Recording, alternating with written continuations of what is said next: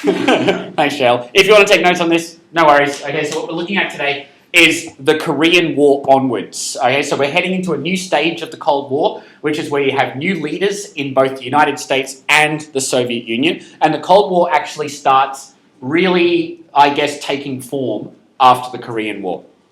So with the end of the Korean War in 1953, the Cold War had its first major conflict draw to a close. So 3 years for this war is actually not really that long, especially when you consider it in the context of the Korean War, which happens a few years later, because that lasts way longer. Oh, did I just say the Korean War twice? I meant the Vietnam War. Obviously not the Second Korean War. So now America had withdrawn its troops. Now they hadn't withdrawn their troops because they lost. They had withdrawn their troops because it would cost an immeasurable number of lives if they were to continue. Now, if you ask an American person whether or not they lost the Korean War, they will be like, "Oh, we didn't lose that war. We just pulled out." Okay, just decided not to fight anymore. It's the same with Vietnam. They didn't lose Vietnam. They just decided to up and leave. Okay, so this though, it was a pretty humiliating pseudo defeat for the Americans because it meant that they had failed to stop communism. Okay, North Korea was still a communist country after this war finished. Now, Eisenhower had been elected president, and one of his promises, his election promises, was that he would deal with Korea. So that's one of the reasons why they withdrew their troops. No peace was ever signed, only an armistice, and North Korea never even signed that armistice. So this war technically is still going. Now, another major event happens in 1953. You have the death of Stalin. Now, this was pretty freaking huge for a country like the Soviet Union. This man had put an entire cult of personality around himself. We haven't actually looked at this because we don't have time, but I cannot stress just how many horrors this man perpetrated upon the people of the Soviet Union. Through forced collectivization of farms, millions starved, hundreds of thousands of people put into gulags and treated as political prisoners in the absolute worst conditions possible. There was absolutely no freedom of speech whatsoever, no freedom of association, no political parties apart from the Communist Party. The USSR, under the leadership of Stalin, was a complete and total totalitarian dictatorship. So every time you're reading one of those sources from an American perspective that is saying that this man is evil and a complete dictator, they were right. He was. But remember that there's always that anti-communist bias there. Now, when Stalin dies, there is a period of time after his death of a power struggle between various members of the Communist Party. Now, for 2 years, this power struggle goes on. There's a whole lot of political assassinations, okay, and a whole lot of really bad stuff takes place. Essentially, though, after 2 years of power struggles, a man named Nikita Khrushchev becomes the next leader of the Soviet Union. Now, this ushers in a new era in the Cold War because Stalin was Stalin. And let's face it, he wasn't a very nice guy. Khrushchev tried to cultivate an image of being different to Stalin and of fixing the issues that Stalin had created. Was he still communist? Khrushchev, oh, very much so. The Soviet Union is completely and totally communist until the 1990s. Okay, so every new leader that comes in, they uphold the same system. Okay? Now, President Eisenhower also becomes the President of the United States. So President Truman is voted out and Eisenhower is voted in. Now, his simple slogan for his election was 3 words: communism, corruption, and Korea. Those were the 3 things that he was going to deal with in his term as president. So you can see straight away, he's going to be tough on communism. Okay? He's not going to sit down and, make the United States weaker in its position than what it was. He wants to make the US stronger against the Soviet Union. So you have 2 superpowers, both with a change in leadership in 1953, and the Cold War was set to continue under both of these different leaders. But it continues in a completely different way. Okay, so things change a lot, but the Cold War continues on. Now, these points would be worth jotting down. If you don't have your stuff in front of you, don't worry, this will be uploaded. So the major things that happen, you have Khrushchev becoming leader of the Soviet Union. You have Eisenhower becoming the president of the United States. You have the concept of what is called peaceful coexistence. Now, this was a concept that was put forward by Nikita Khrushchev. So this was his new way of fighting the Cold War. Peaceful coexistence. So you can see right from the outset, he's going to be a different man to Stalin. Now, you have what is known as the Suez Canal crisis, and this is something that we're going to be looking at towards the end of this lesson. You then have the Sputnik launch. Do you guys know what Sputnik is? Or Sputnik? A what? Did someone just say a grumpkin? I don't even... A rocket! Okay, you're close actually. It was a satellite that was launched on top of a rocket. Yeah, that's right. This little thing, about the size of a basketball, maybe double the size of a basketball with a whole lot of little pointy steel rods sticking off it, was the very first man-made object put into orbit. Okay? You know what? I have no idea. Things in orbit, their orbit degrades over time, and they eventually come crashing down. I have no idea if Sputnik is still up there. Maybe that's what crashed in Russia. Maybe that's oh, did you? Yeah, we'll talk about that later. Now, also, these two things here, this is pretty much what we need to get up to, and then you guys are ready for your test. So we're not that far away. Okay, and then we'll go back and do a whole crap load of revision so that Lydia doesn't, panic. Okay, so the Cuban and Czechoslovakian crisis. Now, the Cuban Missile Crisis, the first one, is the closest the world has ever come to completely and totally annihilating itself, and we came damn close. And the Czechoslovakian crisis was a political uprising in Czechoslovakia that was brutally suppressed by the Soviet Union. Okay? So these are the biggest things that happened in this stage of the Cold War. Now, to begin with, in the 1950s and 60s, America is in a state of mass hysteria. Now, you would think that that would get a little bit better after the death of Stalin. In fact, it got worse. Okay, there was even more mass hysteria. All right? Now, this kind of mass hysteria led to all sorts of crazy communist propaganda being released. Trust me, we're going to watch some of that. It is utterly brilliant. But in America, people were absolutely petrified of communists infiltrating their government.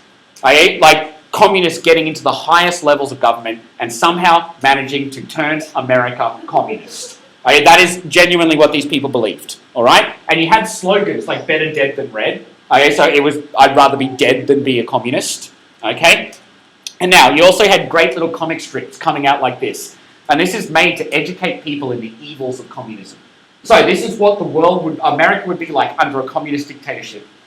So, everyone to his own ability, regardless of race, age, sex, or personal desire. So they just say that everybody gets assigned a job. Alright? Slackers are forbidden. Get back to work. We'll tell you when to drink water. Lateness is sabotage. And then absenteeism is treason. I'm too sick to go to work. So then he gets shot in front of a firing squad. Alright? So, every time one of you calls in sick, that's really what I'm thinking I should be doing. Is just putting you up in front of a firing squad.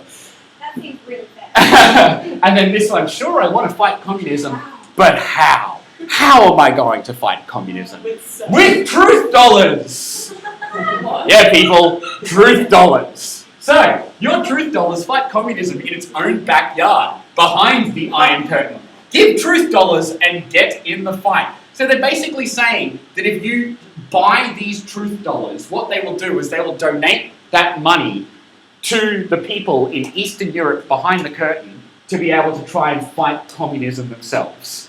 Okay, so you give us money, we'll give you some truth dollars as like a sign that you gave us some money, and then we'll send that money to Eastern Europe to try to help fight communism. Okay? Wash away the black. Yeah, great ad, that one. Okay, and then this one's a little bit raunchy, people, so prepare yourself, alright? Seb? Would that give a sense of authenticity if you had people claiming that you were communists?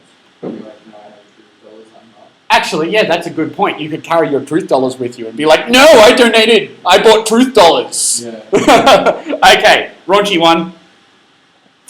Yeah. So, and What's this, wrong with that guy's face on the left? he's being shot. Maybe your face would look like that if you were being shot. So, and guys, this is like one of those little 50-cent like airport fiction books, you've got the dirty communist who has like obviously sexually assaulted this buxom blonde over here who is quite clearly a lovely American woman. And then you've got this American hero coming in and shooting the communists. And then on the ground here, in case you haven't noticed, there's a dead Soviet soldier. Okay, so like all this kind of stuff was just, we see, yeah, they are. We look at this and we see it as just being utterly ridiculous. In the 1950s in America, this kind of stuff was genuinely making people scared. Okay? Now, this led to a series of political attacks. Now, it was really common for rival political groups, so political parties, politicians, to accuse each other of being red, of being communist. All right?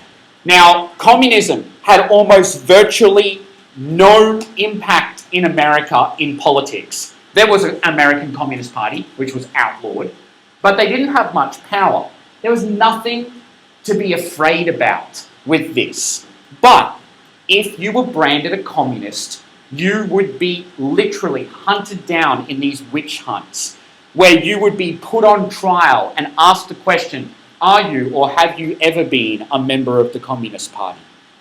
Okay, and it were these ridiculous show trials where they would put people up on the stand and accuse them of nothing but being a communist. And like I said last lesson, if you talk to your grandparents about that, they will remember this era. Okay, they will remember the fear, the witch hunts, the reds under the bed, and all that stuff. Okay? Is that where the term redneck comes from? No, redneck. I think that's just because they would never wear shirts and their necks would always get red, but I don't know, to be honest.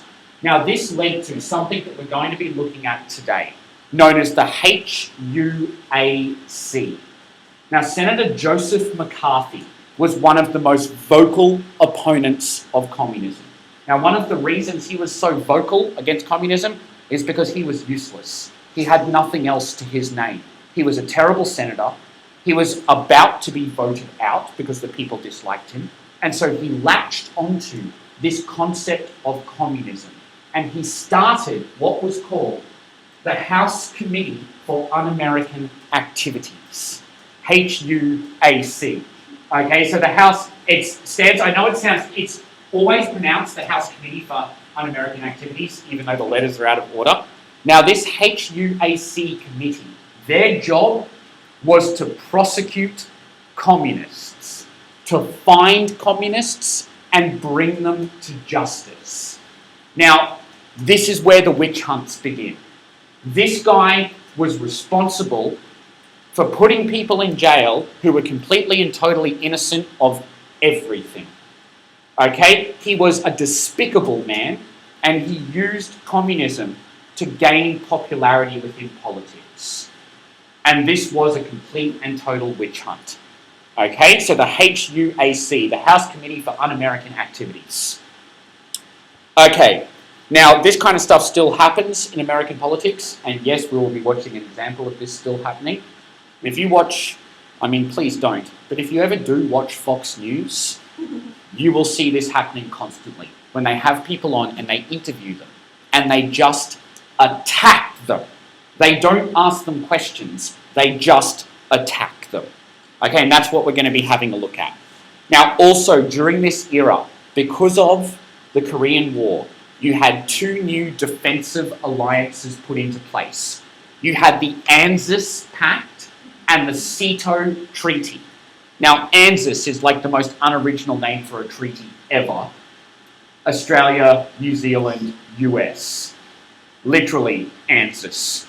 Okay, so that one's not too hard to remember because it's the letters for each country. Australia, New Zealand, US. You then have the SEATO Treaty, Southeast Asian Treaty Organization. So that one's just a little bit better, all right? Now, these two defensive alliances were formed as Pacific alliances against communism. So because of the Korean War, they thought, hang on, we need alliances in the Southeast Asian, in the Pacific region to fight against communism. These are the alliances that came up because of it. These alliances are still relevant today, in at least small forms. ANZUS more so than SEATO.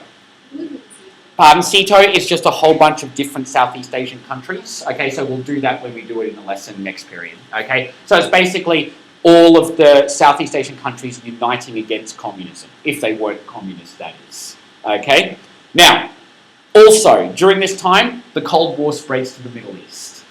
Okay, you have what is known as the Suez Crisis. So, don't write stuff down for this, guys, because I'm just really introducing this concept. So, Lydia, stop. All right? Now, in the Middle East, from the 1950s onwards, the Middle East becomes a bit of a hotspot in this Cold War. Now, one of the reasons for that was the creation of Israel. Now, that heightened tensions in the region really, really badly. And so you had a lot of Arab states that were turning to the Soviets for some kind of assistance. You also had the Soviets who were appealing to Arab states for something that the Soviets needed more than anything. What would it be? Oil. So the Middle East, because of its oil, became a hotspot for the Cold War. Okay, and we'll be looking at that. We'll be looking at a thing known as the Suez Canal crisis, which is really, really important. And yeah, I think that's... Oh, and you also have, like I said, the election of Nikita Khrushchev. This is an insanely famous photo of Khrushchev meeting with President Kennedy, okay, who has not yet been elected yet, but will be very soon, okay? Not yet been elected from, like, you know, we've still got Eisenhower in charge. Shut up, JL. Okay, so guys, those are the major things that we're going to be looking at with this stuff, okay? Khrushchev puts forward the idea of peaceful coexistence, okay, and that's something that completely changes the face of this Cold War. Alrighty? Oh yeah! Propaganda! Okay, let's watch some. I love this. Okay, now... still screaming.